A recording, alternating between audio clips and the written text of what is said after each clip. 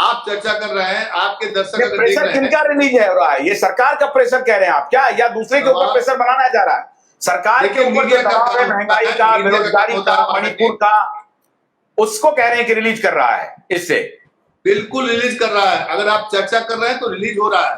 चर्चा होनी चाहिए थी महंगाई पर, और चर्चा होनी चाहिए थी मणिपुर संकट पर। आज भी संसद में कार्रवाई नहीं चली। मॉनसून सत्र में प्रधानमंत्री, देश के साथ पहले ऐसे प्रधानमंत्री हुए होंगे जो किसी सत्र के दौरान, जो जिसमें नो कॉन्फिडेंस मोशन आ चुका है, स्पीकर ने एक्सेप्ट कर लिया है, उसके बाद भी वहां लेजिस्लेशन में बदलाव किया जा रहा है।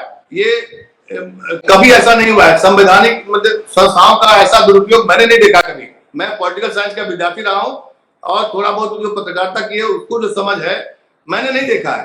तो ये क्या है? आप समझिए कि आप इंडिया पर फोकस कर रहे हैं।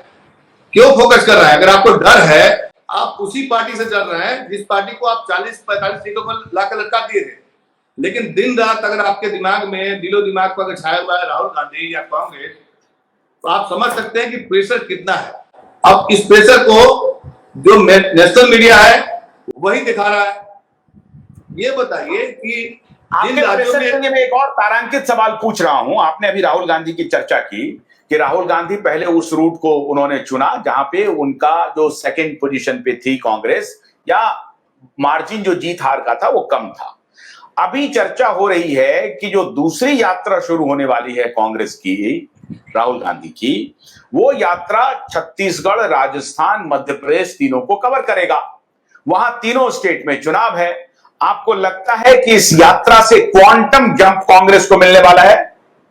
देखिए, क्वांटम जंप तो नहीं मिलेगा, लेकिन इतना तो तय है, जनता हमेशा चाहती है कि उसके नेता उसके साथ जुड़े रहे। आपको याद होगा 2013 में नरेंद्र मोदी की जो सफलता हुई थी, जो सफलता प्राप्त की थे, वो चाय वाले बेटे के नाम पर हुई थी। लोगों ने कनेक्ट किया था, उनको अपने से जोड़ा था।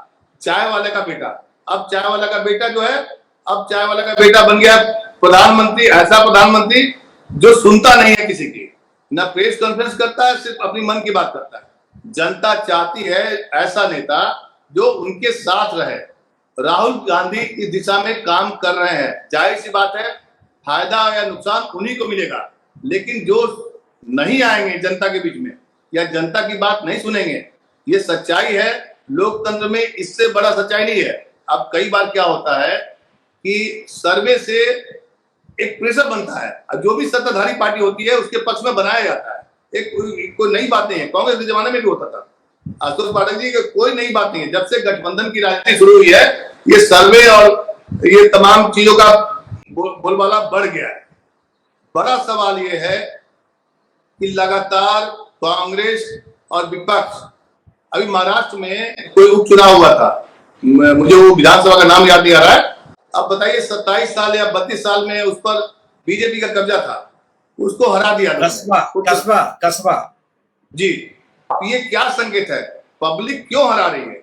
हम ये नहीं करें कि मोदी जी हार जाएंगे या मोदी जी की सत्ता चली जाएगी, लेकिन ये आप कैसे कर सकते हैं कि अभी, जबकि मणिपुर जो पूर्वोत्तर राज्य का जो संकट है, महिलाओं का जो मुद्दा उठा है, कल ही लोकसभा में एक और भी आंकड़ा आया कि 17 लाख से ज्यादा महिलाएं मिसिंग है। ये सब मुद्दे असर करेंगे आने वाले चुनाव में, इतना तय है।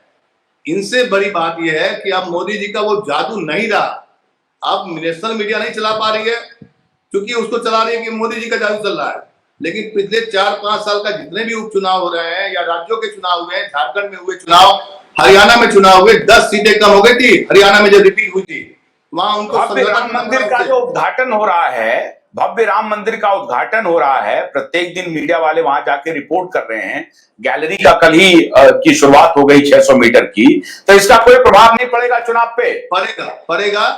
पड़ेगा, लेकिन उतना प्रभाव नहीं पड़ेगा, क्योंकि अगर प्रभाव पड़ता, राम मंदिर का मुद्दा हर बार छाता है, हर बार बताया जाता है, हर बार बोला जाता है। कई बार तो राम मंदिर के अलावा जय बजरंगबली का भी नारा लगाया गया था। याद करिए, मीडिया जितना प्रधानमंत्री नहीं बोले, उससे ज्यादा तो मीडिया दिखाया था।